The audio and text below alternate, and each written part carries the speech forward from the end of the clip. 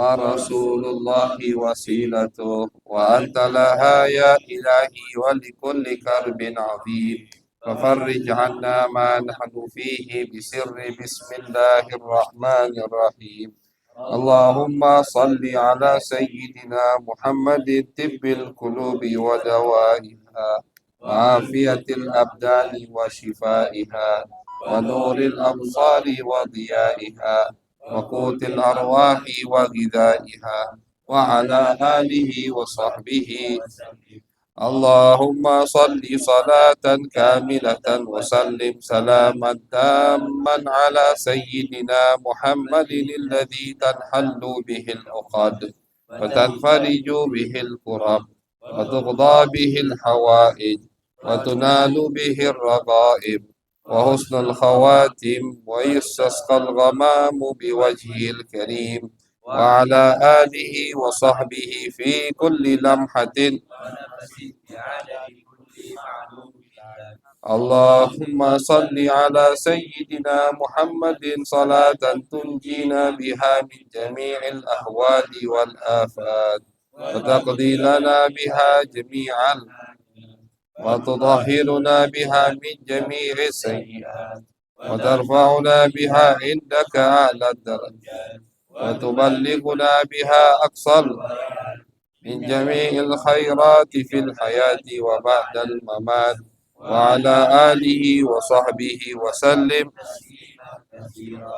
اللهم صل على نور الأنوار وسر وترياق الأغيار ومفتاح باب اليسار سيدنا محمد المختار وآله الأطهار وأصحابه الأخيار عدد نعم الله وإفضاله اللهم إني أسألك بنور وجه الله العظيم الذي ملأ أركان عرش الله العظيم وقالت به عوالم الله العظيم أن تصلي على سيدنا محمد في القدر العظيم وعلى آل نبي الله العظيم بقدر عظمة ذات الله العظيم في كل لمحة ونفس عدد ما في علم الله العظيم صلاة وسلامة بدوام الله العظيم تعظيما لحقك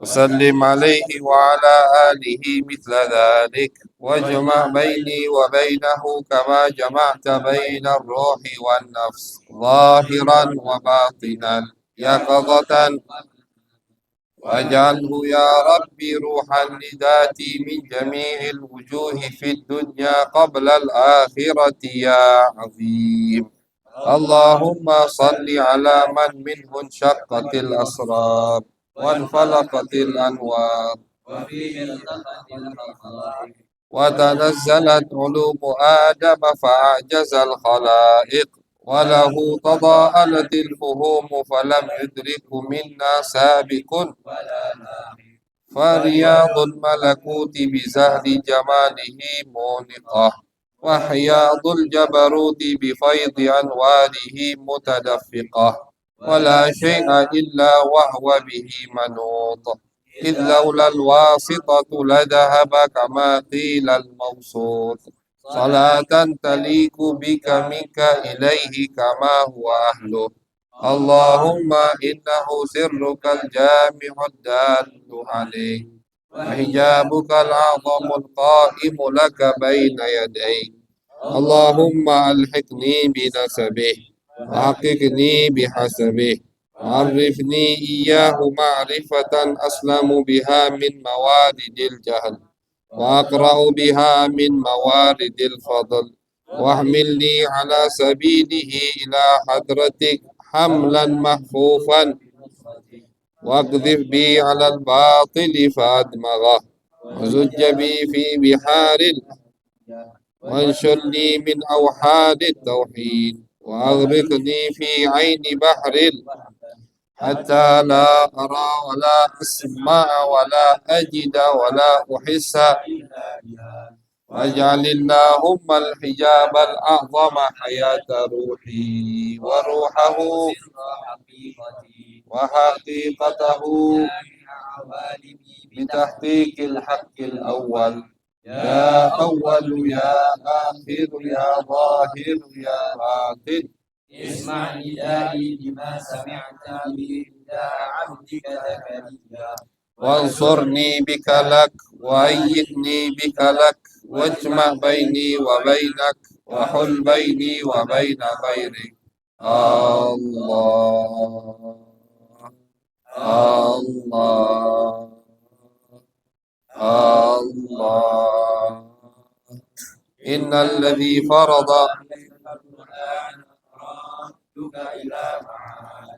ربنا آتنا في الدنيا رحمة وهيئ لنا ربنا آتنا في الدنيا حسنة وفي الآخرة حسنة وقنا عذاب النار إن الله وملائكته يصلون على النبي يا أيها الذين آمنوا صلوا عليه وسلموا تسليما الصلاة والسلام عليك يا سيدي يا رسول الله قد ضاقت حيلتي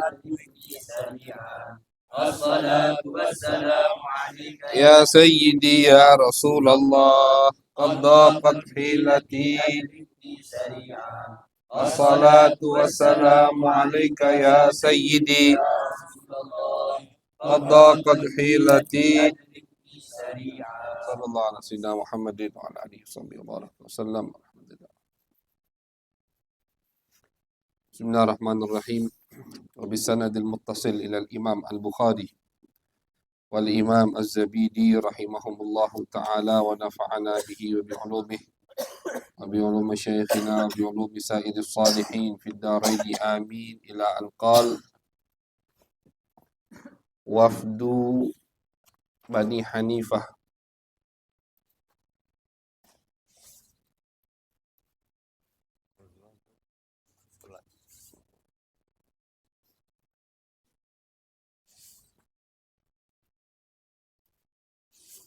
Iya. Iya. عن ابن عباس رضي الله عنهما قال قدم مسيلمة الكذاب على عهد رسول الله صلى الله عليه وسلم فجعل يقول إن جعل لي محمد الأمر من بعده تبعته وقدمها في بشر كثير من قومه فأقبل إليه رسول الله صلى الله عليه وسلم ومعه ثابت بن قيس بن شماس وفي يد رسول الله صلى الله عليه وسلم قطعة جريد حتى وقف على مسيلمة في أصحابه فقال لو سألتني هذه القطعة ما أعطيتكها ولن تعدو أمر الله فيك ولئن أدبرت ليعقرنك الله وإني لأراك الذي أريد فيه ما رأيت وهذا ثابت يجيبك عني ثم انصرف عنه. قال ابن عباس رضي الله عنهما فسألت عن قول رسول الله صلى الله عليه وسلم إنك أرى الذي أريد فيه ما رأيت فأخبرني أبو هريرة أن رسول الله صلى الله عليه وسلم قال بينما أنا نائم رأيت في يدي سوارين من ذهب فأهمني شأنهما فأوحي إلي في المنام أن انفخهما فنفختهما فطارا فأولتهما كذابين يخرجان بعدي أحدهما العنسي والآخر مسيلمة الكذاب. عن أبي هريرة رضي الله عنه قال قال رسول الله صلى الله عليه وسلم بينما أنا نائم أتيت بخزائن الأرض فوضع في كفي سواران من ذهب فكبر علي فأوحى الله إلي أن انفخهما فنفختهما فذهبا فأولتهما الكذابين اللذين أنا بينهما صاحب صنعاء وصاحب اليمامة. Jadi ma'ruf yang sudah kita sangat ketahui, sangat terkenal nama Musailamah Al-Kadzab. Sampai-sampai dijuluki kalau ada orang yang suka bohong ini Musailamah ini. Al-Kadzab. Musailamah Al-Kadzab. Musailamah Al-Kadzab ini, dia ini, itu ternyata di zaman Nabi ketemu dengan Nabi. Jadi dia ini ketemu dengan Nabi. Setelah Nabi merebut kota Mekah, berhasil Nabi mensucikan kota Mekah, di tahun berikutnya banyak wafat. Wafat itu utusan dari kabilah-kabilah besar datang menghadap Nabi Muhammad SAW. Salah satunya utusan kabilah Bani Hanifah. Siapa kabilah Bani Hanifah? Di tengah-tengah kabilah Bani Hanifah ini ada Musailamah. Dia datang ke Madinah. Tapi tidak mau mengikuti Nabi Muhammad SAW. Bahkan dia nyanyi bahasa kita. Apa kata dia? Kalau Muhammad menobatkan diriku sebagai penggantinya setelah dia meninggal, maka aku akan ikuti Muhammad. Artinya kalau Nabi setelah dia meninggal, aku jadi Nabi, aku galak ikut Muhammad. Itu omongannya. Di depan Nabi Muhammad, artinya terdengar sama Nabi Muhammad SAW. Tapi lihat Nabi, kalau Nabi yahkum bidzawahir, Nabi tahu ini Musailamah kadzab. Bahkan udah ada tanda-tanda dia akan mengaku menjadi Nabi. Tapi tidak Nabi langsung penggal kepalanya, tidak. Karena dia zahirnya masuk Islam. Gitu. Karena zahirnya masuk Islam. Cuman kepengen jadi Nabi. Karena Nabi menghukumi secara zahir, akhirnya tidak diusik atau tidak dipenggal kepalanya oleh Nabi besar Muhammad SAW. Nabi datangi Musailamah itu. Nabi lagi megang jari dunakhl, lagi megang pelopa korma. Kata Nabi, jangan kau minta kenabian, minta ini be, tidak bakal aku kasih, kata Nabi. Daun ini be kau minta, yang sepele ini, yang remeh ini, tidak akan aku kasih kepadamu. Sesungguhnya kata Nabi, aku sudah diberitahu oleh Allah tentang dirimu. Sudah, tinggal sama Nabi. Nah, sahabat yang mendengar itu bertanya, apa maksud dari perkataan Nabi, aku sudah diberitahu oleh Allah tentang dirimu? Diriwayatkan oleh Abu Hurairah, Nabi pernah bermimpi dan mimpinya seorang Nabi itu adalah wahyu dari Allah Subhanahu wa Ta'ala. Apa mimpinya Nabi? Kata Nabi, aku mimpi ketika aku lagi tidur, seakan-akan aku diberikan oleh Allah khazainil ard, isi bumi ini, kekayaan muka bumi ini. Diberikan semua sama Allah untuk Nabi Muhammad sallallahu alaihi wasallam. Fa wada'a fi kaffi siwaran. Tiba-tiba diletakkan di kedua telapak tanganku gelang. Yang mana gelang ini dahab dari emas. Dalam mimpi ini. Nabi dalam mimpi, di tangan beliau ada gelang dari emas. Fakabura alayya. Tidak lemak hati aku nyingoknya ini. Artinya aku nggak suka. Jadi di mimpi saja Nabi tidak suka. Gitu. Lihat apa namanya, orang-orang hebat itu ketika melanggar kayak melanggar dalam mimpi itu baik mereka, karena kan emas memang diharamkan. Emas itu haram untuk laki-laki, perhiasan. Laki-laki haram menggunakan perhiasan emas. Dulu di awal-awal Islam sebelum diharamkan, Nabi menggunakan cincin dari emas. Nabi pakai cincin dari emas. Sahabat pakai. Tapi ketika Nabi dapat wahyu dari Allah, emas itu haram untuk laki-laki, seketika Nabi buang cincin emas Nabi Muhammad SAW. Sahabat melihat Nabi begitu, semua juga dilepas, dibuang semua. Artinya maksudnya tidak dipakai lagi cincin tadi. Kata Nabi, emas, perhiasan emas haram didukuri ummati untuk laki-laki dari umatku, halal untuk perempuan dari umatku. Dan ini termasuk perhiasan nanti kita di surga. Perhiasan emas. Kayak laki-laki tidak boleh menggunakan perhiasan emas. Menyimpannya juga tidak boleh. Laki-laki bujang misalkan, bukan untuk persiapan beli cincin buat hari mas kawin, bukan. Nyimpan perhiasan emas haram. Karena sesuatu yang haram digunakan, ma haruma isti'maluhu haruma ittikhaduhu. Kaidahnya begitu.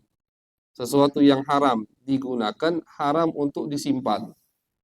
Kami tidak pakai Ustaz emasnya, cuman kami simpan, koleksi cincin emas, haram.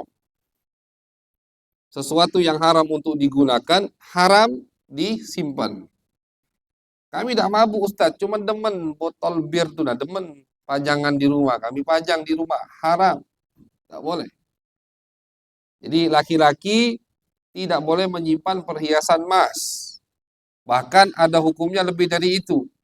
Kena zakat. Ya. Ada laki-laki, tidak ada istri, tidak ada ibu, tidak ada saudari. Jadi dia nyimpan ini memang untuk pribadinya. Perhiasan emas itu tiap tahunnya kena zakat kalau sampai nisab.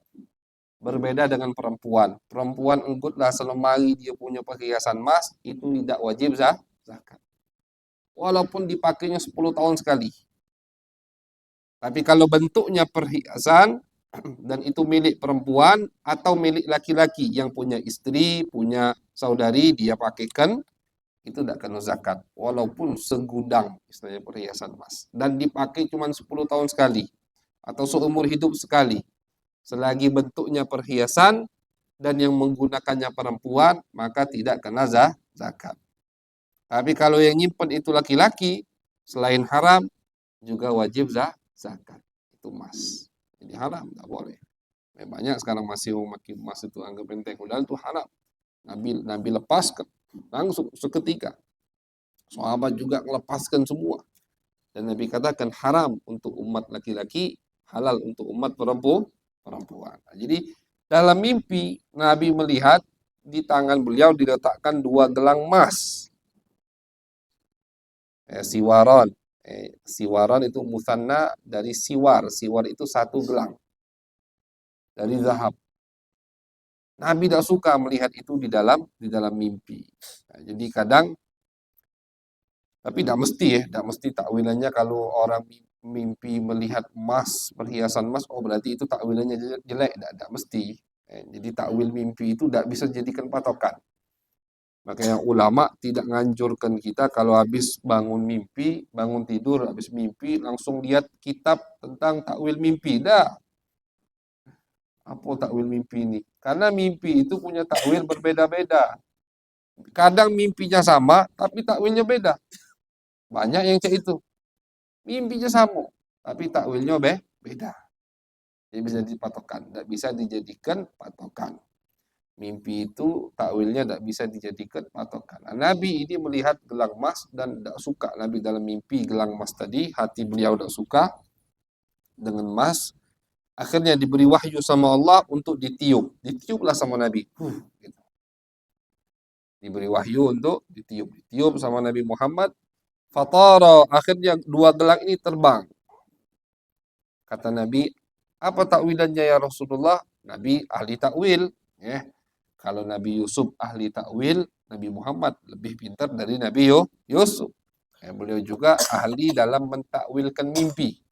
Dan itu juga ilmu khusus. Nakwilkan mimpi itu tak boleh sembarangan.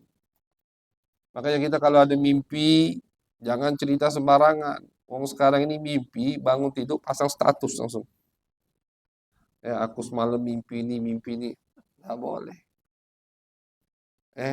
Mimpi jangan ceritakan kecuali ke guru kita. Itu adab untuk orang yang bermimpi. Mimpi apapun itu. Tidak boleh diceritakan. Karena dalam hadis Nabi juga mengatakan, mimpi itu kata Nabi seperti sesuatu yang ada di salah satu sayap burung. Kalau ada yang mentakwilkannya, yang pertama kali jatuh barang tadi. Artinya terjadi.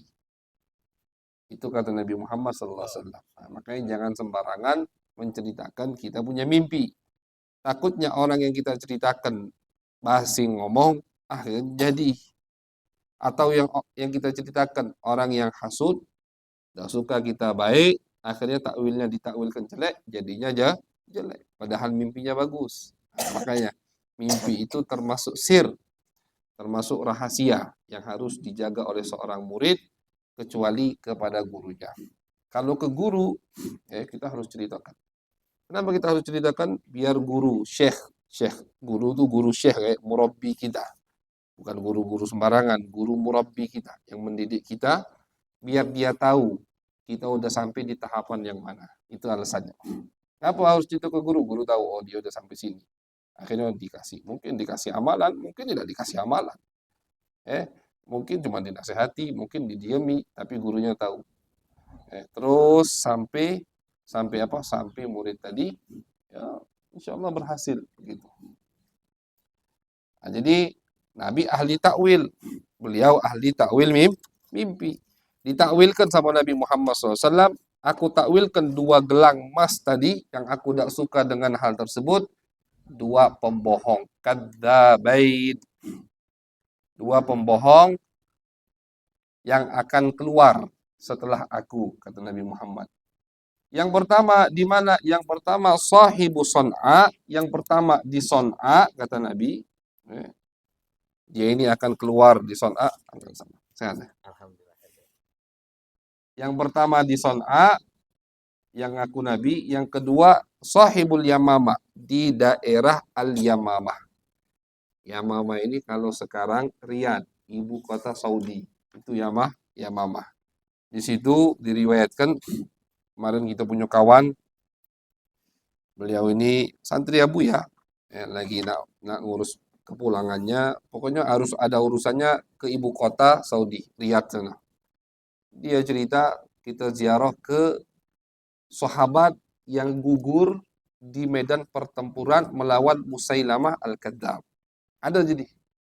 Bahkan kata dia ada tempatnya masih dipagari, di situ terjadi peperangan Al-Yamamah. Al-Yamamah ini termasuk peperangan terbesar setelah wafatnya Nabi Muhammad di zaman khilafah Sayyiduna Abu Bakar As-Siddiq. Jadi Sayyidina Abu Bakar As-Siddiq itu setelah Nabi wafat, beliau kirim 5 atau 6 pasukan dengan panglima perang yang berbeda. Satu ke sini, satu yang nggak mau zakat, perangi daerah sini. Satu ada yang nggak mau sholat, perangi. Satu yang murtad, perangi sini. Terus dikirim sama Abu Bakar Siddiq. Selesai, ini jadi yang ngaku Nabi ini bukan 2. Ada perempuan ngaku Nabi, ada yang nggak mau zakat. Udah perang selesai, yang taubat kembali kepada Islam, ada yang terbunuh mati, yang kabur. Kemana kumpulnya? Ke Yamamah. Kumpul kalau di situ. Akhirnya sama Sayyiduna Abu Bakar As-Siddiq, 6 pasukan ini itu ada hubungan semua dengan surat, melalui pos surat diatur oleh Abu Bakar As-Siddiq. Ketika di Yamamah sudah kumpul semua musuh, sama Sayyidina Abu Bakar suruh kumpul 6 pasukan ini. 6 pasukan yang berpisah ini merangi kabilah-kabilah yang berbeda. Setelah perangnya selesai semua, kabilah-kabilah kecil ini yang kabur kemana? Ke Yamamah. Yamamah di Riyadh, ibu kota Saudi. Kumpul di situ semua yang murtad. Bahkan di antara mereka itu tidak ngakui. Di antara mereka itu datang ke Musailamah. Coba. Kan setiap nabi itu ada wahyu pasti. Ada kitab suci, ayat suci. Seperti Muhammad. Coba, ayat sucimu apa? Bingung Musailamah ini. Apa dia ini? Mulailah ngarang-ngarang. Wadifda, kodok yang disebut kamu dia. Ada ayatnya itu. Ketawa ini orang. Sudahlah Musailamah, aku tahu kau tuh bohong. Udahlah. Tapi aku setuju dengan kamu, kenapa? Karena aku juga tidak mau mengikuti Abu Bakar As-Siddiq. Kita bareng. Tapi aku tahu kau tuh bohong. Gitu. Ya kenapa? Kalau tidak bisa dibandingkan dengan ayat suci ya. Jelaslah. Kan itu kan kalau Nabi dari Allah. Ini ngarang Musailamah. Bahkan diriwayatkan ketika ada sumur. Yang kurang deres keluar airnya. Warga minta Musailamah datang. Datang Musailamah diludahi. Jadi kering tambah. Diriwayatkan begitu. Ada anak kecil minta diusap Musailamah yang ngambil berkah jadi aslak, jadi botak, tidak tumbuh rambutnya. Jadi orang tahu Musailamah bohong. Beda dengan Nabi. Nabi ketika ngeludahi sumur, biir Qores, sampai sekarang masih ada itu. Cuma kita kemarin sempat ke situ. Biir Qores, sumur yang diludahi oleh Nabi Muhammad SAW itu luar biasa. Bahkan Anas bin Malik, ini di kitab Syama'il disebutkan, Anas bin Malik mengatakan kami punya sumur yang paling enak, yang paling deres. Sumur yang paling banyak airnya. Kenapa wahai Anas? Karena pernah diludahi sama Nabi Muhammad SAW. Kalau Nabi ngusap kepala anak kecil, itu sampai malam rumah anak kecil itu wangi. Bekas usapan Nabi Muhammad SAW. Bapaknya tahu, tadi kau ketemu Nabi ya. Tahu dari mana? tahu wanginya beda. Padahal Nabi cuma ngusap kepala anak kecil di rumah itu semalaman seharian wangi bekas usapan Nabi Muhammad SAW. Musailamah kebalik, jadi botak itu anak. Kualat dah tumbuh dah. Jadi mereka itu tahu. Ya udah Musailamah kau tuh pembohong, udah tahu, udah usah ngarang-ngarang wahyu lah udah. Cuman karena musuh kita sama, ya udah kita teman, begitu. Akhirnya kumpul semua yang murtad. Ini di zaman Sayyidina Abu Bakar Siddiq. Semua yang murtad, yang tidak mau patuh sama Abu Bakar As-Siddiq kumpul di Yamamah. Di Riyadh tadi. Jangan diulang-ulang lah, kita bisa umroh gitu. Di Yamamah tadi. Nah, dan ternyata sampai sekarang kita dapat informasi kemarin dari kawan kita yang di Mekah, dari Riyadh dia, itu masih ada tempatnya. Tempat peperangannya masih ada, bahkan kuburan syuhada yang meninggal di peperangan Yamamah dari sahabat Nabi Muhammad juga masih ada. Mudah-mudahan kalau ada rezeki bisa ziarah ke situ, ziarah sahabat yang gugur di medan pertempuran Al-Yamamah. Kenapa Sayyidina Abu Bakar As-Siddiq mengumpulkan 6 pasukan yang asalnya berbeda ini sama Sayyidina Abu Bakar suruh kumpul di satu titik. Dan ketika mereka kumpul, panglimanya Khalid bin Walid. Kumpul karena Musailamah ini punya pengikut yang banyak. Bukan sembarangan orang. Pengikut yang banyak, ditambah lagi yang kabur dari beberapa tempat tadi, ngumpul di situ. Dan kabilah Bani Hanifah itu terkenal dengan bengis ketika di medan pertempuran. Ini bukan sembarangan musuhnya ini. Nah, makanya sama Sayyidina Abu Bakar As-Siddiq 6 atau 7 pasukan ini disuruh gabung dan melawanlah Musailamah Al-Kadzab di tempat yang bernama Al-Yamamah. Al-Yamamah itu nama tempat. Kabilahnya kabilah Bani Hanifah. Kotanya kalau dulu Najran. Kalau dulu nama kotanya Najran. Sekarang apa? Riyadh, ibu kota Saudi Arabia. Di situ terjadi peperangan yang bengis, meninggal lebih dari 70 hufadzul Quran. 70 penghafal Al-Quran dari sahabat Nabi Muhammad SAW yang terkenal adalah Salim Maula Abi Hudzaifah. Salim Maula Abi Hudzaifah ini termasuk yang meninggal di situ. Beliau meninggal di situ. Jadi 70 orang.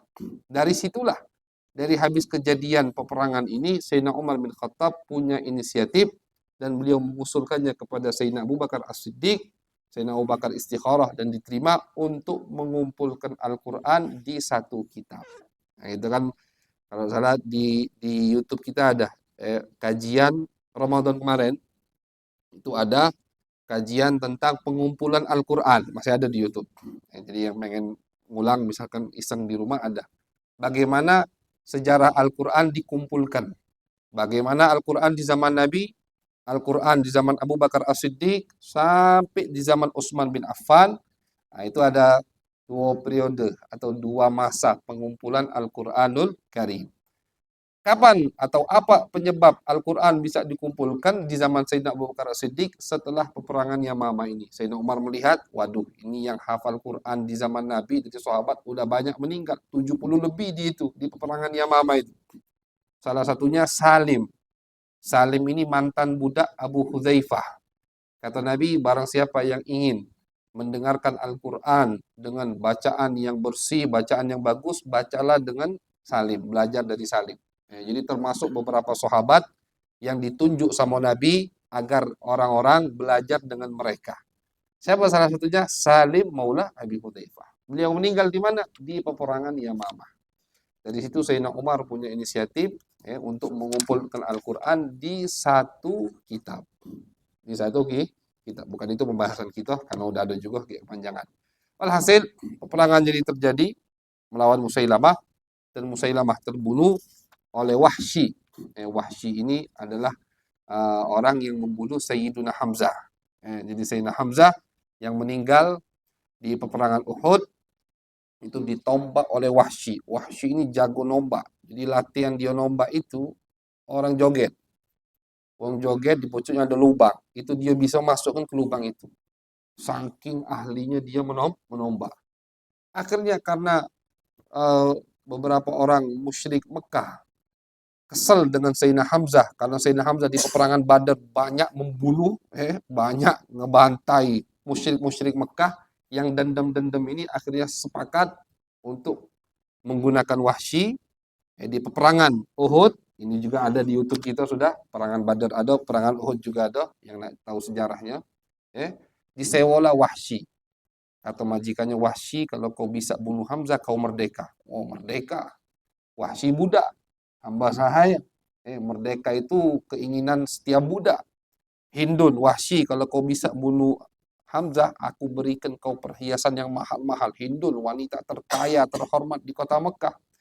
Jadi Wahsy hadir di peperangan Uhud tidak membunuh satu orang pun kecuali Sayyidina Hamzah. Karena kata Wahsy, aku kata urusan dengan Muhammad dan sahabat-sahabatnya. Aku cuma Hamzah. Hamzah ini keselamatan duniaku, istilahnya begitu. Jadi dia ketika orang sibuk pun dia tidak. Dia cari Sayyidina Hamzah mana. Ini dia sendiri yang menceritakannya.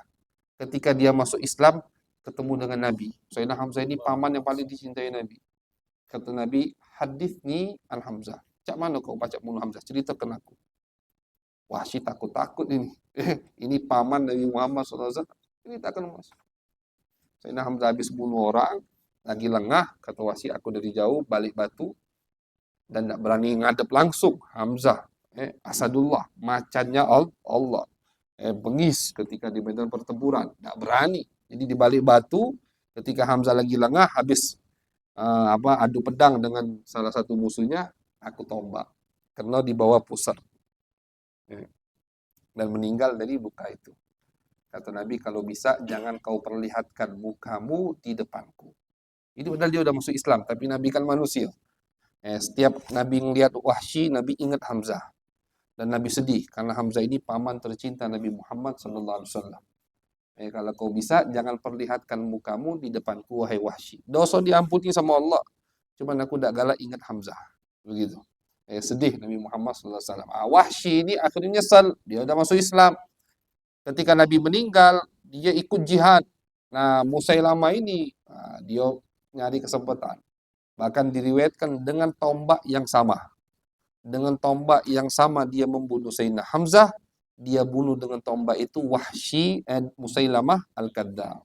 Dia bunuh, dia incar Musailamah, dia tombak, mati Musailamah di tombaknya Wahsy. Kata Wahsy, wahai tombak, dengan kau aku bunuh manusia yang paling baik, yaitu Sayyidina Hamzah, dan dengan kau juga aku bunuh manusia yang paling jahat, jelek, yaitu Musailamah Al-Kadzdzab. Jadi dibunuh oleh Wahsy. Itu peperangan Al-Yamamah. Peperangan yang sangat terkenal. Setelah itu, Sayyidina Abu Bakar As-Siddiq udah, Jazirah Arab udah bersatu. Jadi setelah peperangan Yamamah, tidak ada lagi orang murtad, tidak ada lagi yang tidak mau zakat, tidak ada lagi yang tidak patuh dengan Sayyidina Abu Bakar As-Siddiq. Setelah peperangan Yamamah, bersatu lagi, udah Jazirah Arab, baru sama Sayyidina Abu Bakar diarahkan untuk memerangi Romawi dan Persia seterusnya. Begitu. Nah, jadi Yamamah ini peperangan yang luar biasa. Sampai sekarang masih ada tempat kejadiannya. Dan syuhada al-Yamamah yang gugur di medan pertempuran Yamamah dari sahabat Nabi juga masih ada kuburannya, radhiyallahu anhum. Mudah-mudahan kita bisa ziarah ke sana. Amin ya rabbal alamin. Nah, fadhal.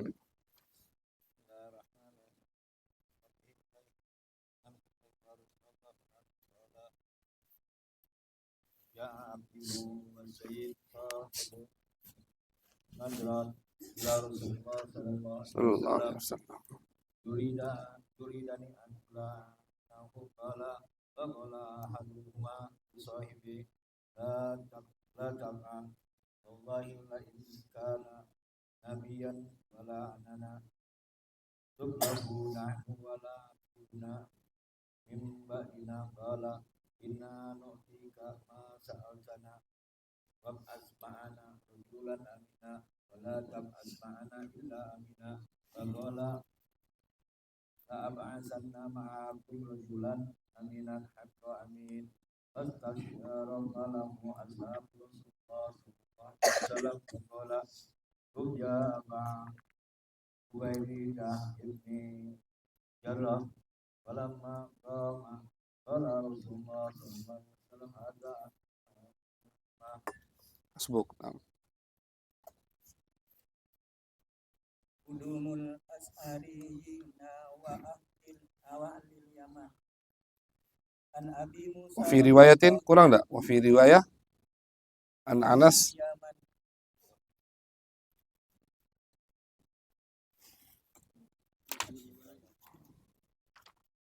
wa fi riwayatin an Anas radhiyallahu anhu anin Nabi sallallahu alaihi wasallam sallallahu alaihi wasallam. qala li kulli ummatin aminun wa amin hadi hazihil ummati Abu Ubaidata Ubaidata binul Jarrah Qudumul As'ariyina wa ahlil Yaman.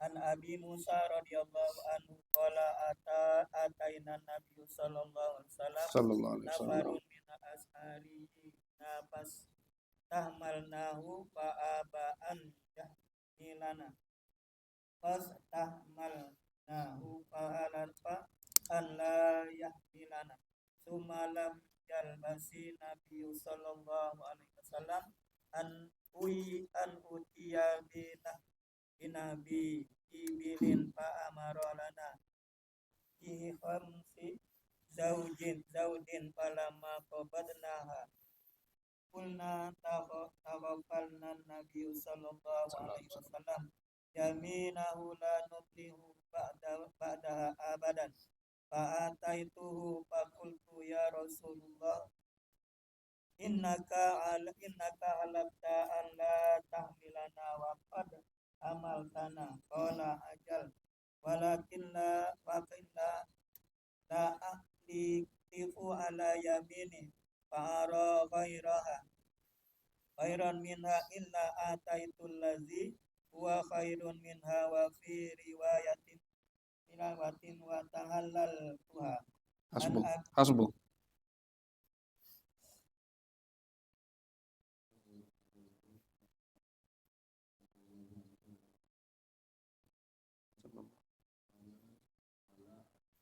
Atakum.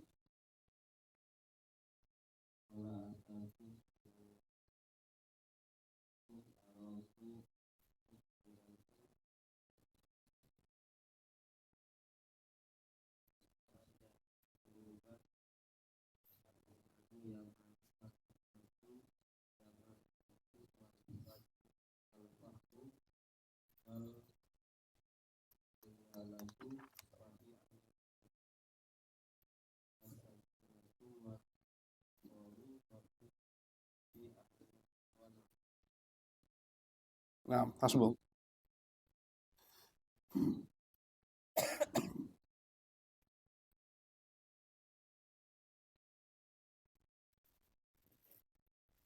Hajjatul wada.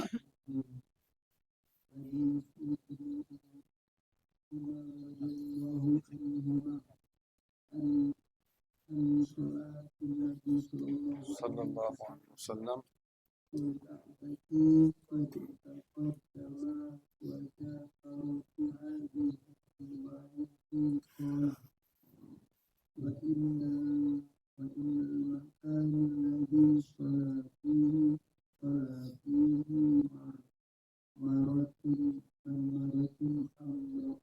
Hasbuk.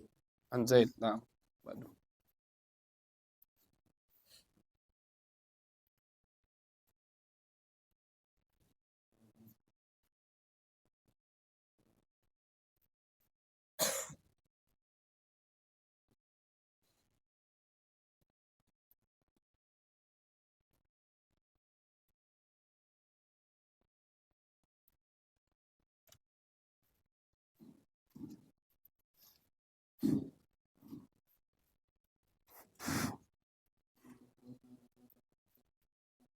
Sallallahu alaihi wasallam.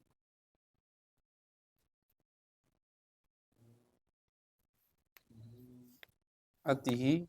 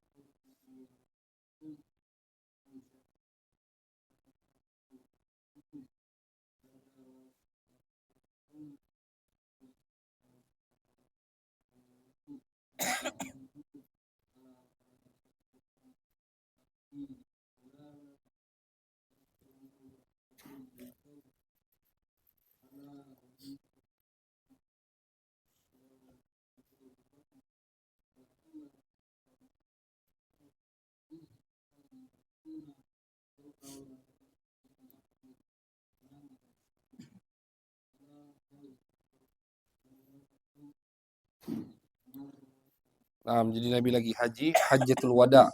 Kenapa dinamakan Hajjatul Wada? Hajjatul Wada ini haji perpisahan Nabi Muhammad SAW. Beliau setelah hijrah itu tidak pernah haji. Karena memang belum diwajibkan haji di syariat Islam kecuali di tahun ke-6 Hijriyah. Menurut pendapat Imam Asy-Syafi'i.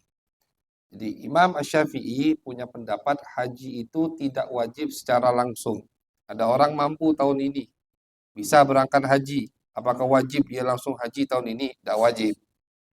Kenapa alasannya? Karena Nabi itu beliau diwajibkan haji tahun ke-6 Hijriah atau tahun 7. Di tahun 8 Nabi bisa haji. Karena tahun 8 bulan Ramadan Nabi merebut kota Mekah. Nabi tinggal di Mekah Ramadan, Syawal sampai Dzulqa'dah. Dzulqa'dah kan udah bulan haji. Bahkan Syawal udah bulan haji. Bulan haji itu kan Syawal, Dzulqa'dah, 10 Dzulhijjah. Orang niat ihram haji dari 1 Syawal bisa. Cuman musibah buat dia kalau dia udah tahan. Karena tahallulnya kaget. Tanggal 10 Dzulhijjah.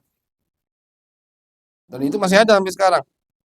Kita dapati kadang tamu-tamu yang datang ke rumah Buya di musim haji. Itu dari India, dari Yaman. Ada yang sudah ihram 1 bulan. Ada yang ihram udah hampir 2 bulan. Dari Syawal ada yang udah ihram. Ada yang dari awal Zulqa'dah sudah ihram. Ihram haji. Jadi kalau ada orang yang niat ihram haji di bulan Syawal, jatuh niat haji. Sampai kapan? Sampai 10 Dzulhijjah. Di bulan tanggal 11 Dzulhijjah niat haji, tidak jatuh haji. Tapi jadi umroh. Jadi niat umroh. Tidak boleh main-main, tetap masalah niat. Jadi Nabi, beliau bisa haji di tahun 8 Hijriyah. Tapi ketika masuk bulan Dzulqa'dah, Nabi malah pulang ke Madinah, tidak haji. Tahun depannya, ini Mekah udah jadi kota Islam.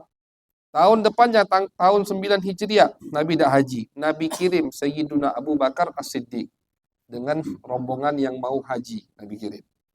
Tahun 10, Nabi baru haji. Kata Imam Syafi'i, ini menunjukkan bahwasannya haji itu tidak wajib secara langsung bagi yang mampu. Tentunya, kan wajib haji itu bagi yang mampu. Dia udah mampu. Apakah wajib langsung tahun itu haji? Tidak wajib. Boleh dia undur. Gitu. Seperti yang dilakukan oleh Nabi Muhammad SAW. Kemudian alasan yang lain, kata ulama, seperti yang dikatakan sendiri oleh Nabi, bahwasanya di zaman jahiliyah, itu orang-orang jahiliyah itu suka muter-muterkan bulan, suka bulak-balik bulan. Kalau mereka ingin perang, tapi ini bulan, misalkan, oh bulan depan ini, awal bulan bagus untuk kita balas dendam ke kabilah itu.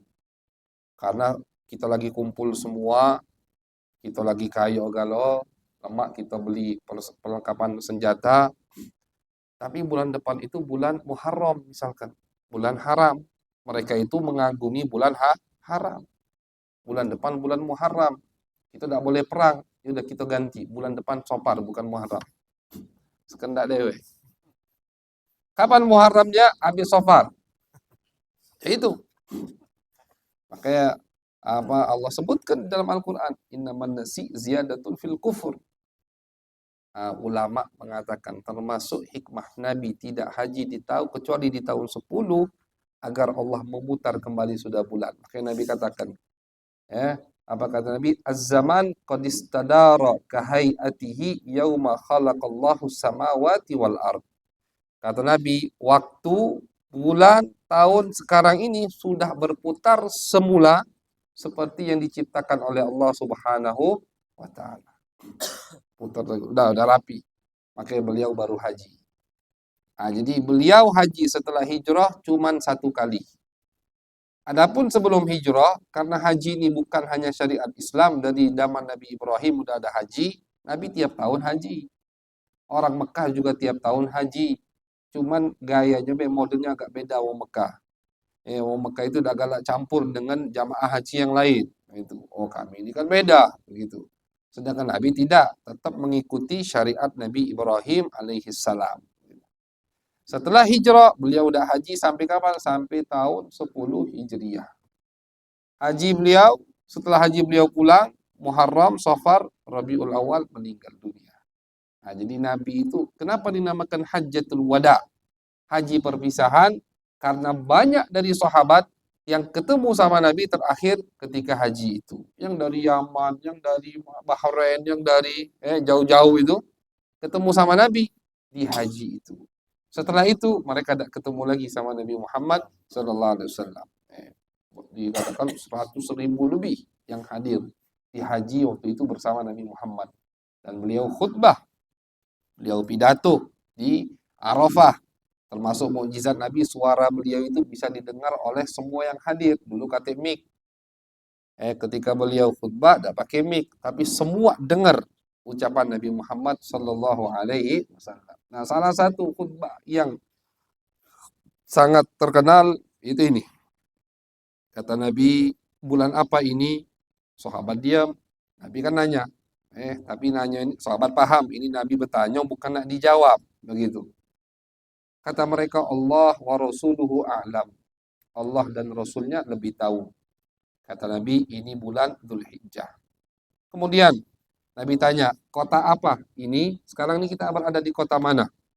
Nabi kan pasti tahu. Sahabat ini termasuk metode Nabi ketika mengajar. Beliau kadang bertanya supaya yang mendengarkan itu lebih antusias, lebih semangat. Kata Nabi, kota apa ini? Kata mereka, Allah wa rasuluhu a'lam. Allah dan Rasul lebih tahu maksud dari pertanyaan itu. Kata Nabi, bukankah ini kota Mekah? Qalu bala, iya ya Rasulullah. Hari apa ini kata Nabi? Allah wa rasuluhu a'lam. Kata Nabi, bukankah hari ini hari Arafah? Hari Arafah. Jadi Arafahnya Nabi itu terjadi di hari Jumat, Hajjatul Akbar. Jadi kata sebagian ulama berpendapat di mazhab Imam Syafi'i yang hari Arafahnya di hari Jumat itu namanya Haji Akbar. Kalau kita terkenal Haji Akbar.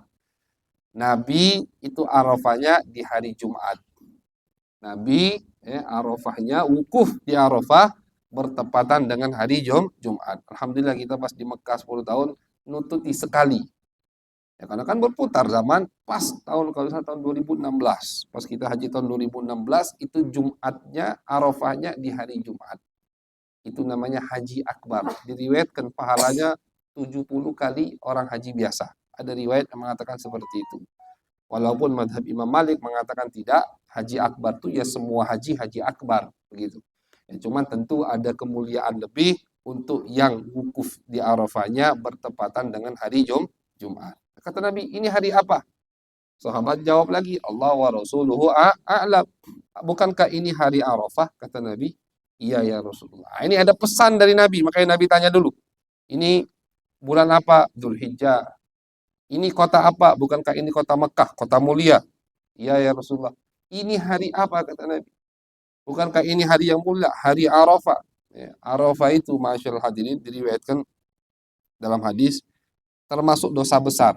Ada orang yang wukuf di Arafah, dia berkeyakinan dosanya tidak diampuni oleh Allah. Dosa besar.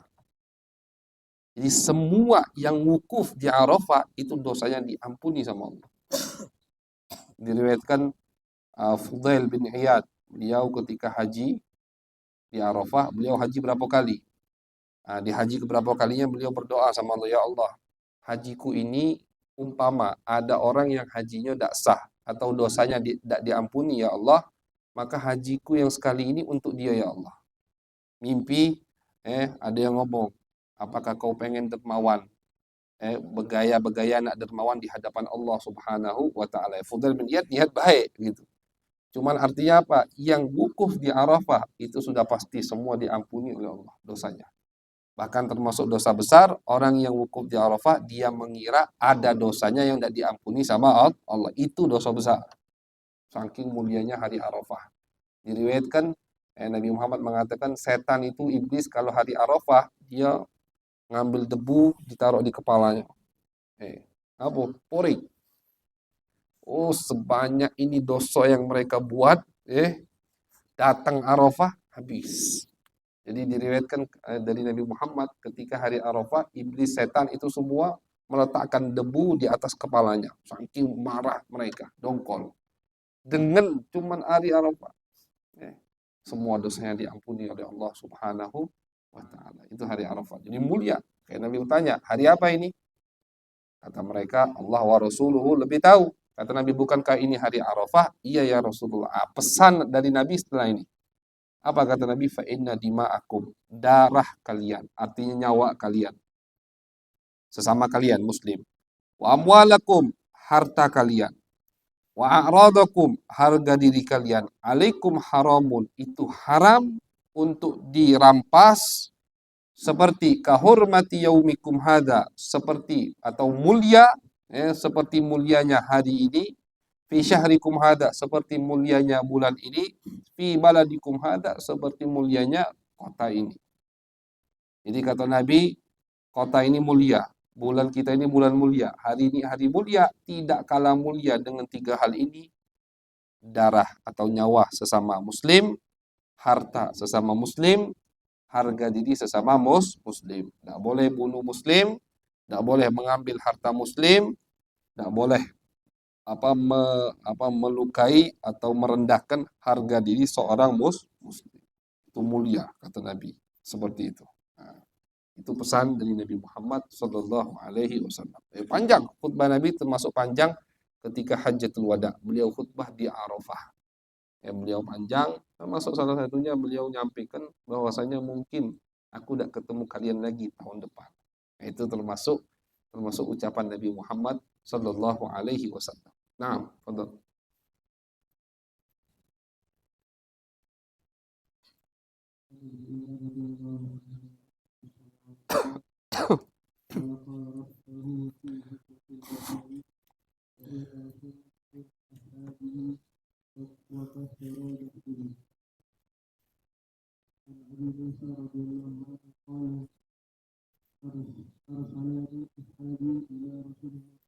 Sallallahu alaihi wasallam.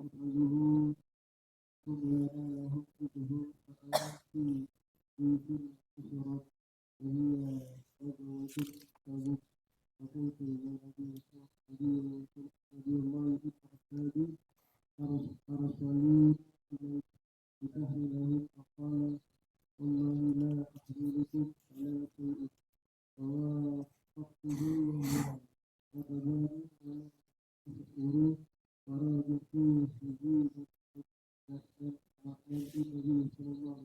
alaihi wasallam.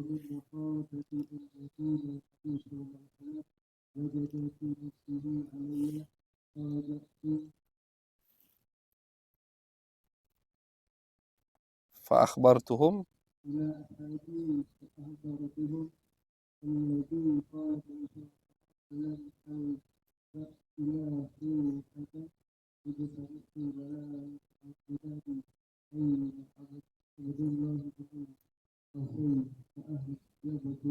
hasbuk, hasbuk. Faqala hasbuk.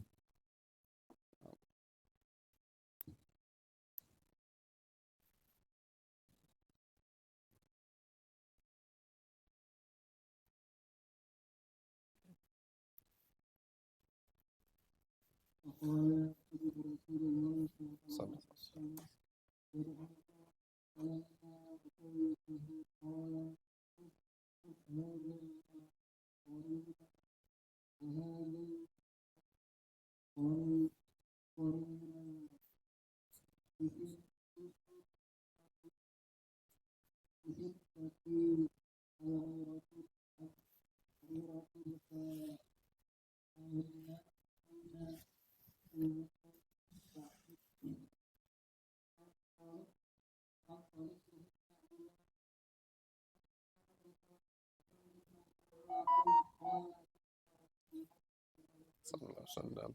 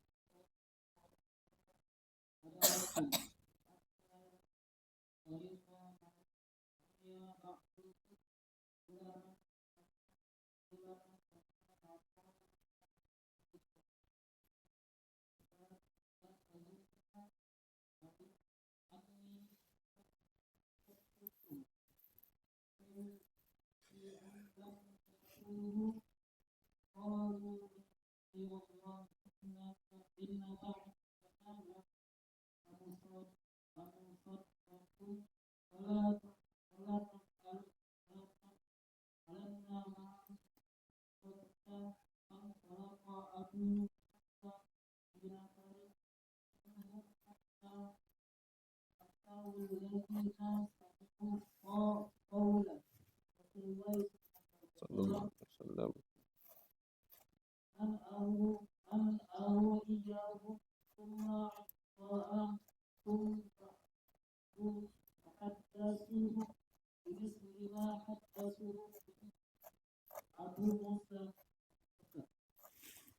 Nah,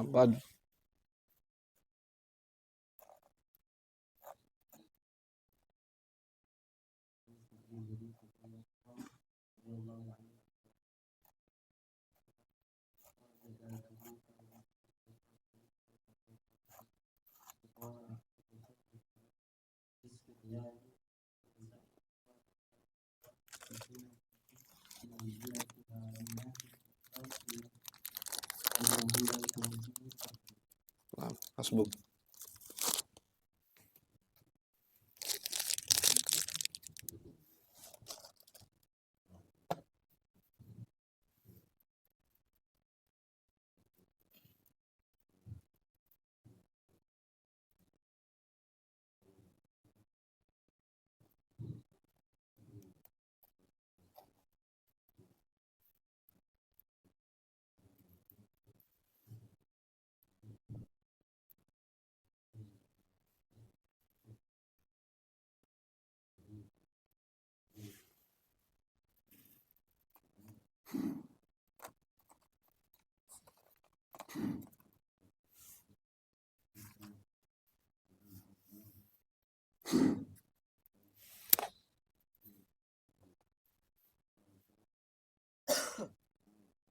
Hasbuk. Walaqad syahidtu panjang nih. Nah.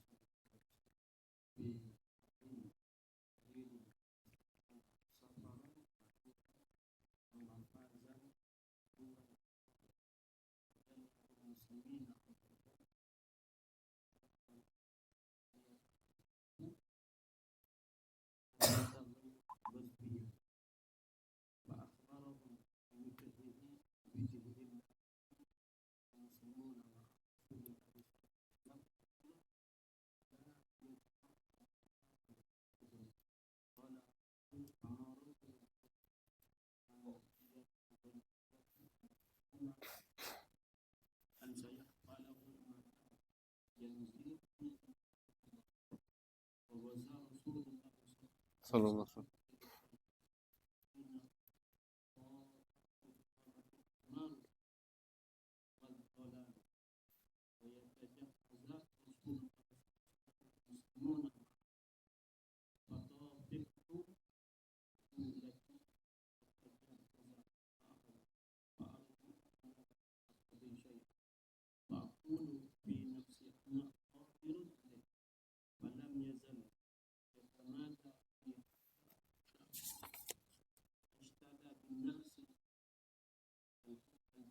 Hasbuk. Asmaha.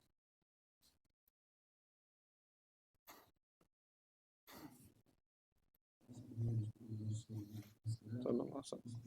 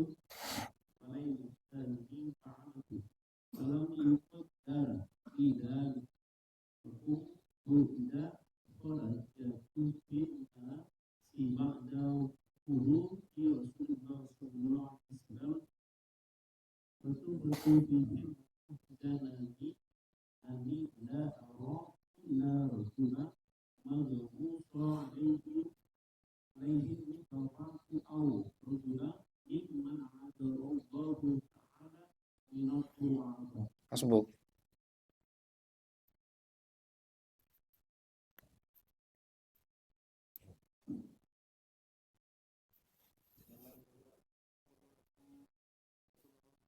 Sallallahu alaihi wasallam.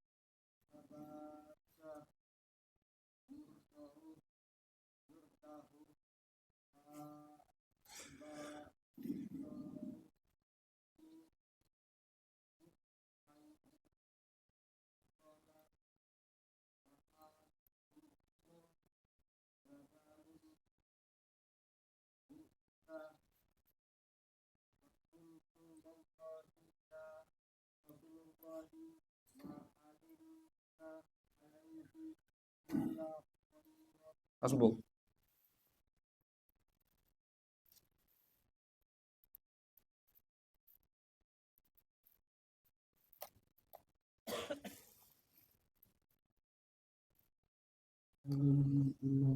Fasakata.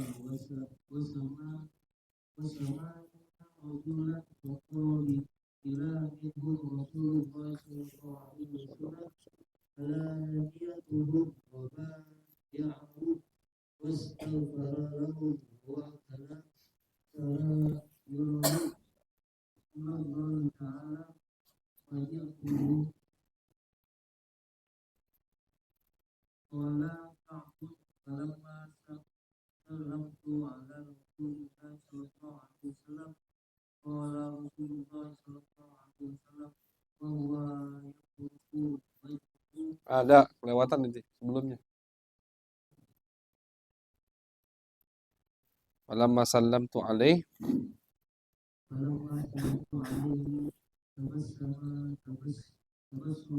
mughdhabi. Hasbuk. Tsumma qala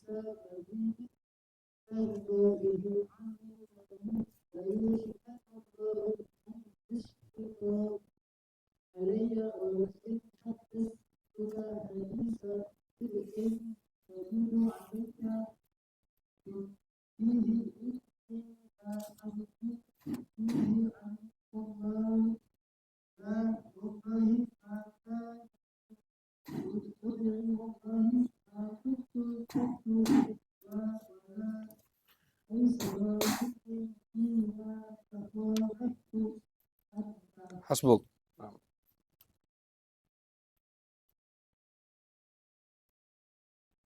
Wa qala Rasulullah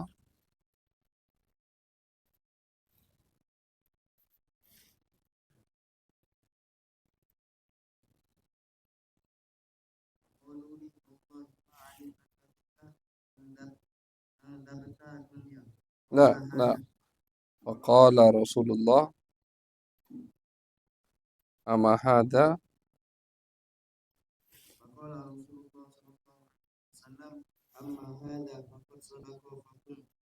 حتى يأتي الله فيك فقمت وذا رجال من بني سلمة فاتبعوني فقالوا لي والله ما علمنا كنت أذنبت ذنبا قبل هذا ولقد عجزت أن لا تكون اعتذرت إلى رسول الله صلى الله عليه وسلم بما اعتذر إليه المتخلفون قد كان كافيك لما تستغفر رسول الله صلى الله عليه وسلم لك فوالله ما زالوا يؤدبونني حتى أردت أن أرجع فأؤدب نفسي ثم قلت لهم هل لقي هذا معي أحد قالوا نعم رجلان قال مثل ما قلت فقيل لهما مثل ما قيل لك فقلت من هما قالوا مرارة بن الربيع ربيع الأمري وهلال بن أمية الواقفي فذكروا لي رجلين صالحين قد شهدا بدرا فيهم lahuma uswatun kama doiku hina dzakaru humali wa naha Rasulullah sallallahu alaihi wasallam al-muslimin an kalamina ayyuha thalatha min baini man takhallafa anhu fajtanabana an-nas fatawayyaru lana hatta tanakkarat fi nafsil ardu fama hiya allati a'rifu falabitna ala dhalika khamsina layla wa amma sahibaya fastakana wa qa'ada fi buyutihima yabkiyani Hasbuk. Wa amma ana وأما أنا فكنت أشب القوم وأجهله فكنت أخرج فأشهد صلاة مع المسلمين وأطوف في الأسواق ولا يكلم أحد وآتي رسول الله صلى الله عليه وسلم فأسلم عليه وهو في مجلسه بعد الصلاة فأقول في نفسي هل حرك شفتيه برد السلام علي أم لا ثم أصلي قريبا منه فأسارقه نظرة فإذا أقبلت على صلاتي أقبل إلي وإذا التفت نحوه أعرض عنه حتى إذا طال علي ذلك من جفوة الناس مشيت حتى تصورت جدار حائط أبي قتادة وهو ابن عم وأحب الناس إلي فسلمت عليه فوالله ما رد علي السلام فقلت يا أبا قتادة أنشدك بالله هل تعلم أحب الله ورسوله فسكت فعدت له فنشدته فسكت فعدت له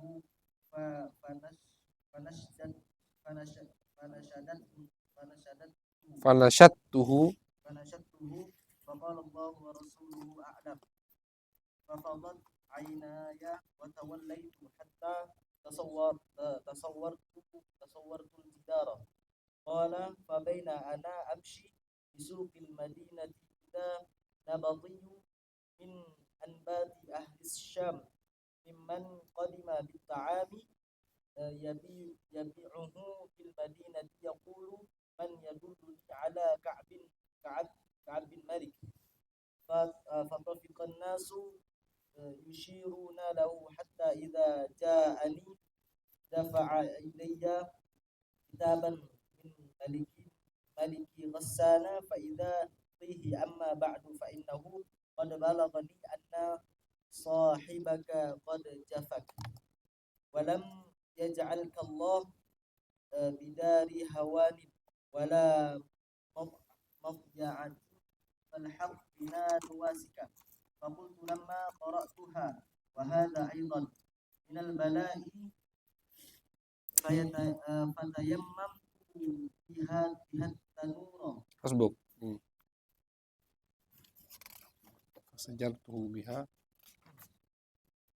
فتيممت بها التنور فسجرته بها حتى إذا مضت 40 ليلة من 50 إذا رسول الله صلى الله عليه وسلم يأتيني فقال إن رسول الله صلى الله عليه وسلم يأمرك أن تعتزل امرأتك فقلت أطلقها أم ماذا أفعل قال لا بل اعتزلها ولا تقربها وأرسل إليه صاحبي مثل ذلك فقلت لامرأة الحكي بأهلك فتكوني عندهم حتى يقضي الله في هذا الأمر قال كعب فجاءت امرأة هلال بن أمية رسول الله صلى الله عليه وسلم فقالت يا رسول الله إن هلال بن أمية شيخ ضائع ليس له خادم هل تكره أن أخدمه قال لا ولكن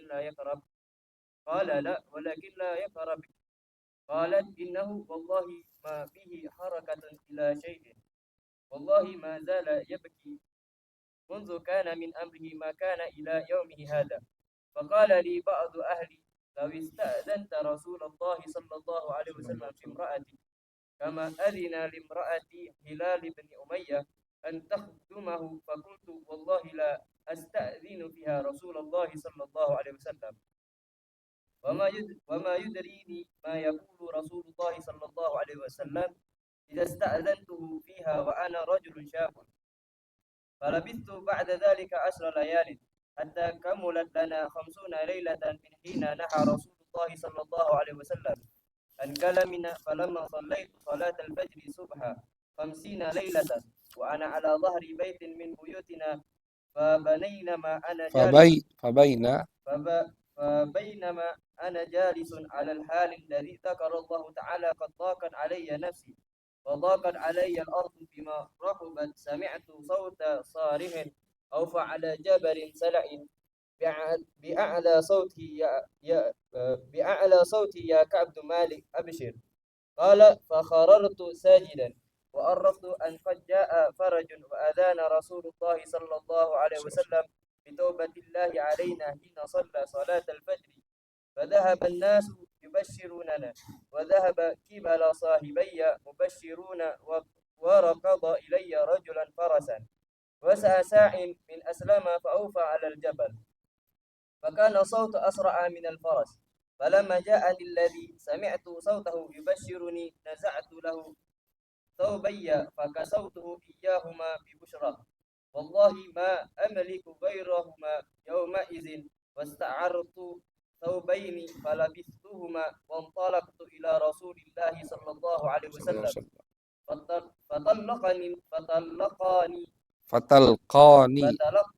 فتلقاني نعم. فتلقاني الناس فوجا يحنوني بتوبتي يقولون لتهنيك توبة الله عليك. قال كعب حتى دخلت المسجد فإذا رسول الله صلى الله عليه وسلم جالسا حوله الناس، فقام إلي طلحة بن عبيد الله يهرول حتى صفحاني وحناني، والله ما قد قام إلي رجلا من المهاجرين غيره ولا أنساها لطلحة.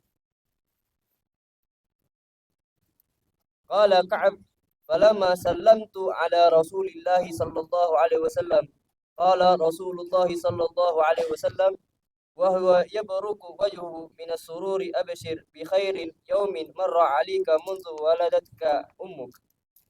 قال قلت آمين عندك يا رسول قال قلت أمين عندك يا رسول الله أم من عند الله؟ قال لا بل من عند الله. وكان رسول الله صلى الله عليه وسلم إذا سر استنار وجهه حتى كأنه قطعة قمر، وكنا نعرف ذلك منه. فلما جلست بين يديه قلت يا رسول الله إن من توبتي أن أنخلع من مالي صدقة إلى الله وإلى رسوله صلى الله عليه وسلم. قال رسول الله صلى الله عليه وسلم أمسك عليك بعد مالك فهو خير لك. قلت فإني أمسك سهمي الذي بخيبر. فقلت يا رسول الله إن الله إنما نجاني بصدق، وإن من توبتي أن لا أحدث إلا صدقا ما بكيت، فوالله ما أعلم أحدا من المسلمين أبلغ الله في صدق الحديث منذ ذكرت ذلك لرسول الله صلى الله عليه وسلم أحسن مما أبلغني، وما تعمدت منذ ذكرت ذلك لرسول الله صلى الله عليه وسلم إلى يوم هذا كاذبا، وإني لأرجو أن يحفظني الله فيما بكيت.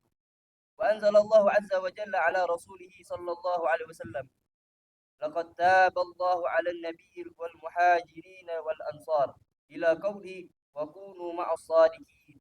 فوالله ما أنعم الله علي من نعمة قط بعد إذ هداني للإسلام أعظم في نفسي من صدق لرسول الله صلى الله عليه وسلم أن لا أكون كذبته فأهلك كما هلك الذين كذبوا.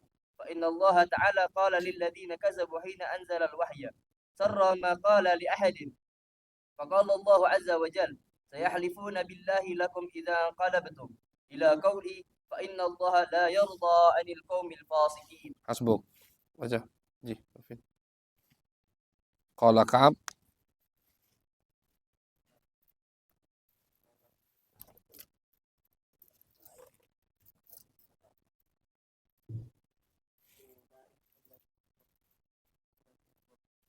sallallahu alaihi wasallam.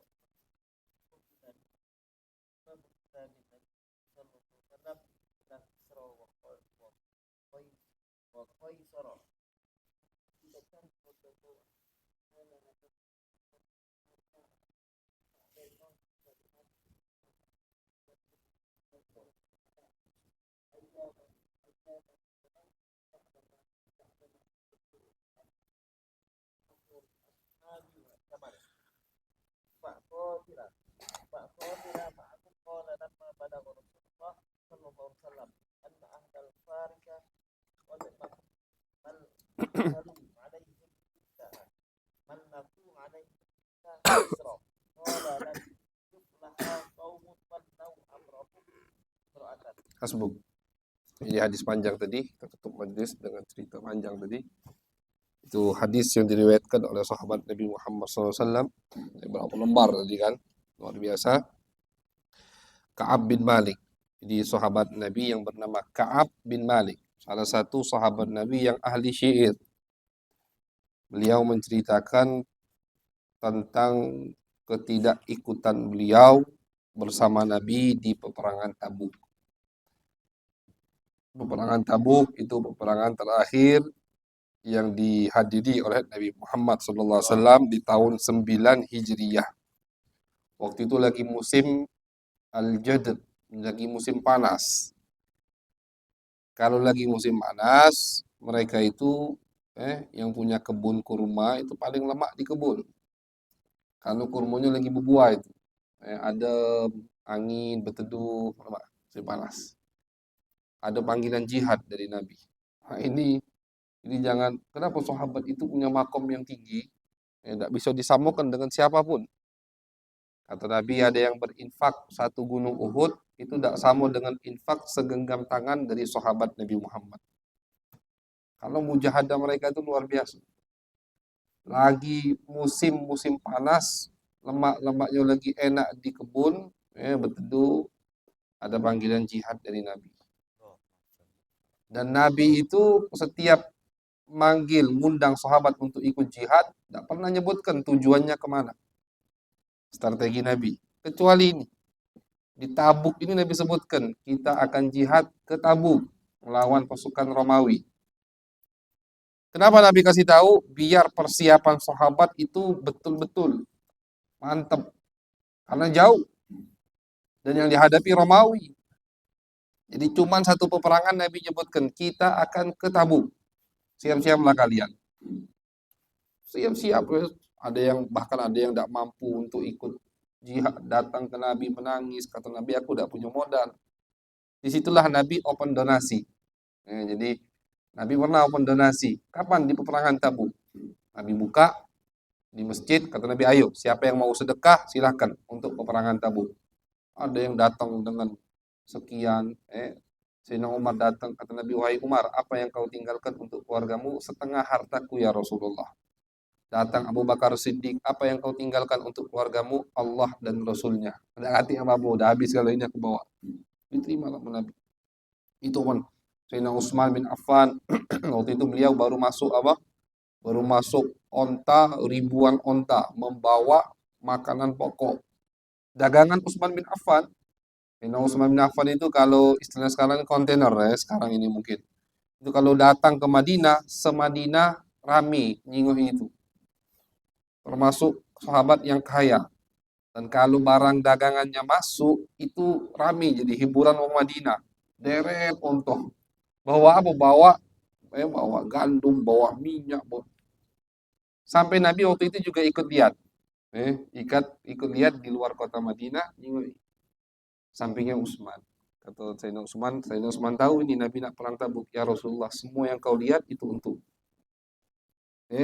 semua yang kau lihat ini ya Rasulullah untuk perang Tabuk ini. Nabi langsung angkat tangan. Ya Allah, Utsman nak melakukan apa habis ini tidak apa-apa. Jaminan dari Nabi Muhammad SAW. Jadi beliau beli, punya modal. Beliau beli doa Nabi itu dengan harta yang beliau dapatkan dari Allah Subhanahu wa taala. Ini memang peperangan yang berat dan itu lagi musim panas. Nabi butuh banyak dana. Makanya Nabi open donasi.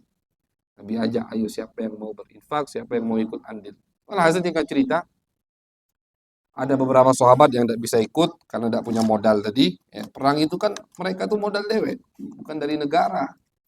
Zaman Nabi itu makanya setelah peperangan baru dapat rampasan perang. Yang ikut perang dengan kuda itu dapat 3 saham.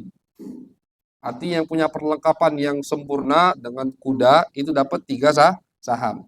Yang ikut perang dengan tidak pakai kuda, jalan kaki dapat 1 saham.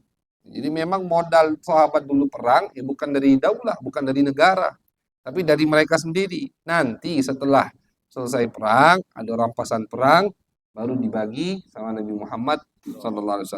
Yang tidak punya modal, tidak ikut perang. Datang ke Nabi, menangis, diceritakan sama Allah di Al-Quran. Ada yang nangis datang ke Nabi. Ingin ikut peperangan Tabuk. Nabi mengatakan, la ajidu ma'ahmidukum. Aku tidak punya apa-apa, kata Nabi. Sudah tidak bisa ikut. Akhirnya Sayyidina Utsman, ya Rasulullah, 5 orang. Disebutkan dari Yaman. Temannya Abu Musa al-Asy'ari, ya Rasulullah 5 orang itu aku yang modali. Itu Sayyidina Utsman, luar biasa. Walhasil, Ka'ab ini, dia ngomong, aku nih wong yang kaya, punya. Aku ngomong, santailah. Makanya kata ulama, kalau amal baik jangan diundur-undur. Akhirnya ujung-ujungnya tidak tegawi. Gitu. Kalau kita punya amal baik, cepat segerakan. Kaget beh. Nak mulai madrasah minggu depan beh. Gitu. Akhirnya Ramadan libur. Tidak mulai-mulai. Ini sahabat juga begitu. Namanya sahabat kan manusia. Kata dia, aku gampang, kuda aku ada, pedang ada, gandum ada, kurma ada. Istilahnya sahabat lain butuh beberapa waktu untuk persiapan. Aku tinggal jalan, udah santai. Akhirnya beliau santai di kebunnya. Santai. Aku tahu Nabi udah keluar. Nabi udah keluar dari kota Madinah. Mulai agak beh. Susul bege Nabi tinggal. Kan begitu. Terus tidak taunya kata beliau sampai berhari-hari. Nah, itu karena taswif. Makanya taswif, mundur-mundur dalam amal baik itu tidak dianjurkan. Amal baik itu harus dicepatkan, disegerakan karena kita tidak tahu waktu, begitu. Ini sahabat Ka'ab gitu, asalnya beliau mau ikut. Cuman santai di kebunnya, tahu-tahu Nabi lah keluar. Betul dah, agak belah. Nunggu sore misalkan, atau nunggu pagi. Pagi, agak sakit perut. Nunggu malam deh. Malam, akhirnya jauh Nabi. Tidak bisa lagi nyusul. Mulai situ aku gelisah. Karena beliau ini hatinya bersih. Sahabat yang tulus cinta kepada Nabi gelisah. Tambah buat aku gelisah, kata beliau, buat aku porik romsing. Ketika aku keluar dari rumah ke pasar, keliling-keliling, yang ada di Madinah ini cuma 2 kelompok. Yang pertama orang tua, renta, yang tidak bisa memang ikut perang, anak-anak kecil, betina. Yang kedua munafik. Nah, kau kata dia. Aku bukan munafik, aku juga bukan orang tua. Jadi semua pemuda Madinah yang bisa bawa pedang ikut Nabi. Ribuan waktu itu jumlah yang bersama Nabi Muhammad. Yang buat aku pening lagi, kata dia, pas aku keluar ke pasar, lihat orang tua atau budak kecil atau munafik. Ya Allah, kata dia. Sudah. Waktu begitu cepat jalan. Tahu-tahu udah kabar Nabi mau pulang. Nabi itu kalau mau pulang ke Madinah, misalkan masuk Madinahnya malam, Nabi berkemah dulu. Nabi tidak pernah masuk kota Madinah di waktu malam. Dan itu termasuk adab Nabi Muhammad. Dan Nabi nganjurkan kita, kalau mau datang ke rumah, jangan ngejut-ngejut. Makanya Nabi selalu melarang sahabat, kalau kalian dari perjalanan jauh, jangan masuk ke rumah kalian di waktu malam. Tidur masjid dulu. Kenapa alasannya? Alasannya biar istri di rumah, bini di rumah yang tadi compang-camping, ya rapi-rapi lah dikit. Jadi Nabi tidak pernah masuk Madinah di waktu malam. Misalkan 5 kilo lagi Madinah, Nabi kemah dulu. Ini jam 1 malam misalkan, jam 11 malam Nabi kemah. Sampai setelah subuh, baru Nabi jalan. Masuk Madinah di waktu pagi. Cuman kabarnya udah sampai ke Madinah. Begitu, ada utusan bahwasanya Nabi sudah dekat masuk kota Madinah. Cuman sekarang kan kita bisa ada HP, nggak usah lah itu. Baru betul lah ditanya kapan balik kan begitu. Jadi sekarang gampang lah untuk menunjuk tahu tuh. Beda. Jadi kalau dulu dilarang sama Nabi untuk pulang ke rumah di waktu malam. Ngagetkan bininya itu tidak dianjurkan. Takut nanti bininya tidak siap, laki tadi ngelihat keadaan yang ada di istrinya yang dia tidak sukai. Gitu.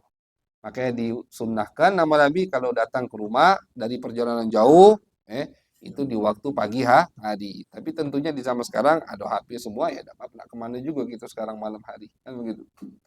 Walhasil akhir Nabi masuk pagi. Mulai Ka'ab bingung. Kata Ka'ab, demi Allah, kalau aku mau ngarang-ngarang omongan, aku pinter. Penyair. Yang namanya penyair itu paling pinter bolak-balik kata. Aslinya coklat, dia bisa ubah ini warna putih. Karena dia pinter bolak-balik kata. Kata, demi Allah, kalau aku nak bohong depan Nabi, aku bisa. Nabi tidak bakal marah sama aku. Cuman Allah tahu. Itu urusannya.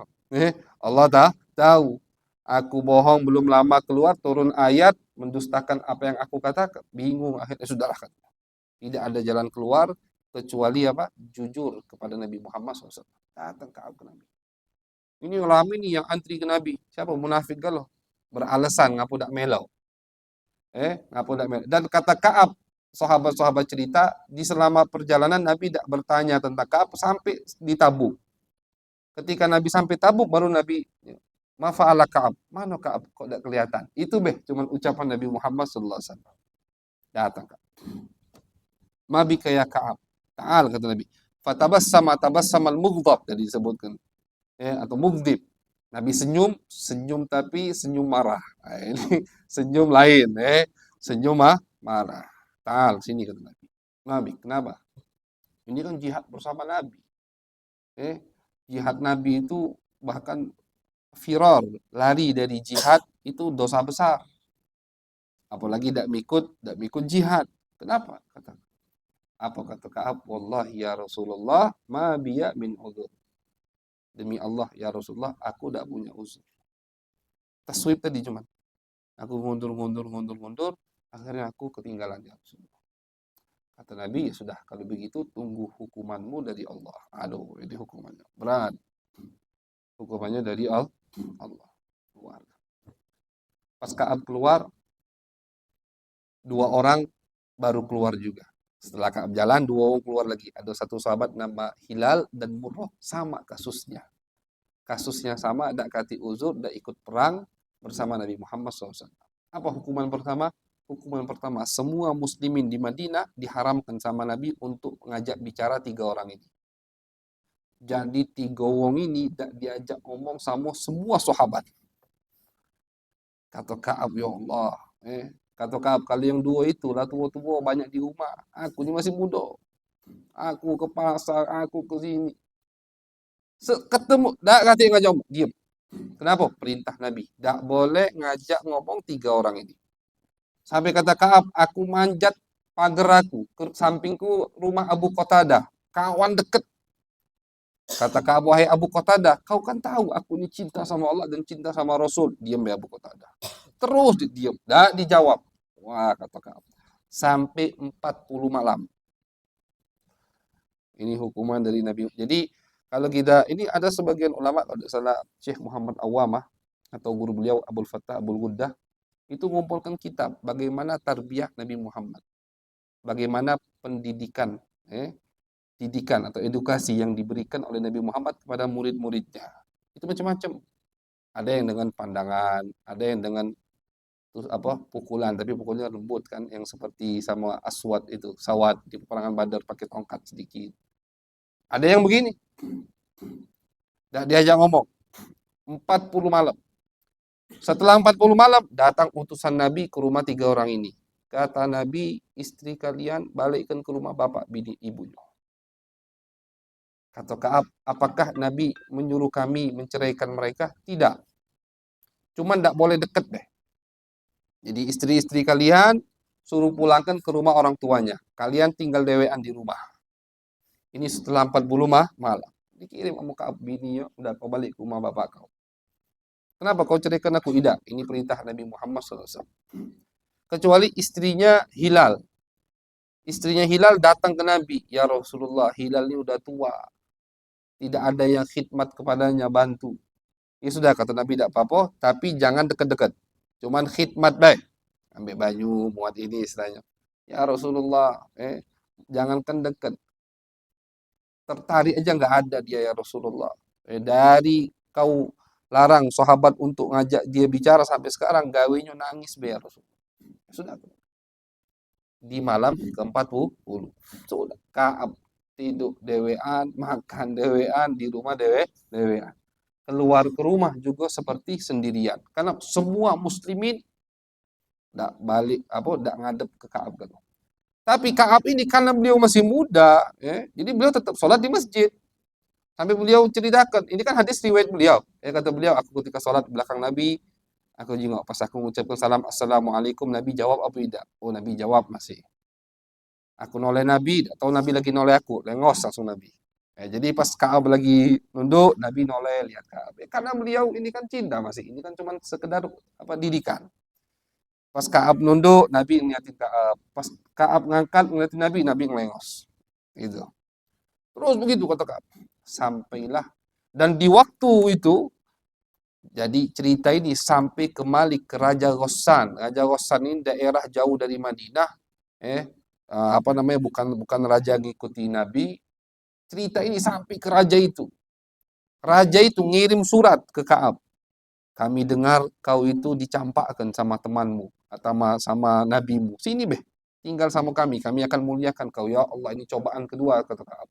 Godaan dari setan untuk meninggalkan Nabi biar tinggal sama Raja Romawi tadi. Dibakar surat itu sama Ka'ab. Beliau cinta Nabi, tulus bukan munafik. Kalau yang lain tadi yang munafik uzur semua. Oh, ngomong ya Rasulullah, aku lagi sakit kaki, tidak bisa pergi ya Rasulullah. Datang lagi ya Rasulullah, bini aku lagi bunting rusak. Ya. Semua diterima sama Nabi. Kecuali 3 ini yang nggak ada uzur, dihukum sama Nabi Muhammad SAW. Sampai di malam ke-50. Daqat biyal ard. Si Ka'ab ngomong, dunia ini sempit sudah buat aku. 50 malam. Hukuman dari Nabi Muhammad SAW. Tiba-tiba ada yang teriak di depan rumahku. Absyir ya Ka'ab. Buatmu kabar gembira wahai Ka'ab. Apa kata Ka'ab? Turun sudah taubatmu dari Allah Subhanahu wa Ta'ala. Kata Ka'ab, pada saat itu aku tidak punya harta kecuali baju. Uang tadi kunjuk baju aku ini. Saking senangnya Ka'ab. Minjem baju lain, datang ke Nabi Muhammad sallallahu alaihi wasallam. Ketika aku melihat muka Nabi, Nabi senyum. Ka'annahu qit'atu qamar. Nabi senyum seperti potongan bulan. Indah muka Nabi Muhammad sallallahu alaihi wasallam. Kenapa? Karena Nabi senang. Ini sahabat Nabi, 3 murid Nabi Muhammad SAW. Turun taubatnya dari Allah Subhanahu wa Ta'ala. Sampai sekarang kita baca ayatnya. Wa 'ala tsalatsah alladziina khulifu hatta idza dhaqat bihimul ard. Allah sebutkan panjang agak ayatnya. Tsumma taballahu 'alaihim liyatubu. Allah terima taubat mereka. Nangis segala.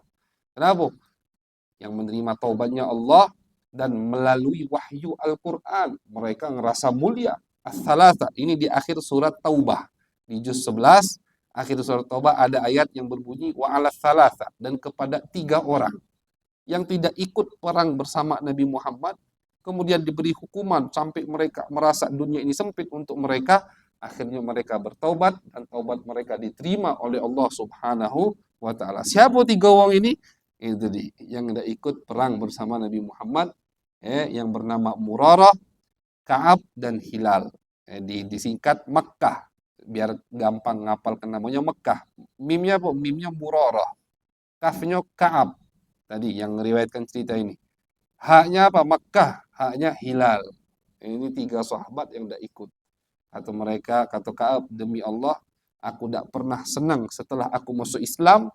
Yang kedua, seperti senangnya aku ketika taubatku diterima sama Allah Subhanahu wa Ta'ala, dan diturunkan ayat suci Al-Quran, dibaca sampai akhir zaman. Langsung Ka'ab depan Nabi, ya Rasulullah, aku berjanji tidak akan pernah bohong lagi ya Rasulullah. Ini kan berkat jujurnya beliau, berkat jujur, kena hukuman dari Nabi pahit, tapi setelah itu diterima taubatnya oleh Allah Subhanahu wa taala. Munafik yang tadi dari hukum sama Nabi kasih alasan palsu, belum lama turun ayat mendustakan apa yang mereka katakan. Udah munafik, tidak diakui sama Nabi Muhammad SAW, dan ayat terus dibaca atas kemunafikan mereka sampai hari kiamat. Sedangkan ini yang jujur, makanya Nabi mengatakan inna sidqa yahdi ilal bir. Jujur itu akan mengarahkan kita kepada kebaikan. Walaupun kadang aku pas jual beli jujur-jujur untungnya sedikit, Beb. Tapi dulu pas aku masih galak bohong, ini banyak untung aku. Dadah, pasti akan menuju dan mengarahkan kamu kepada kebaikan kalau kamu jujur. Ya, walaupun sekarang belum, tapi nanti. Ya, Kaab 50 malam dapat hukuman dari Nabi, berat. Tapi setelah 50 malam dapat ayat langsung dari Allah yang menerima taubat Kaab bin Malik, sahabat Nabi besar Muhammad sallallahu alaihi wasallam. Itu hadis tadi yang panjang yang kita baca, yang mudah-mudahan kita mendapatkan keberkahan mereka, sahabat Nabi besar Muhammad SAW, dan diberikan kita semangat mereka, kejujuran mereka. Amin ya rabbal alamin. Sallallahu alaihi wasallam Muhammad wa ala alihi wasallam. Alhamdulillah rabbil alamin. Bismillah.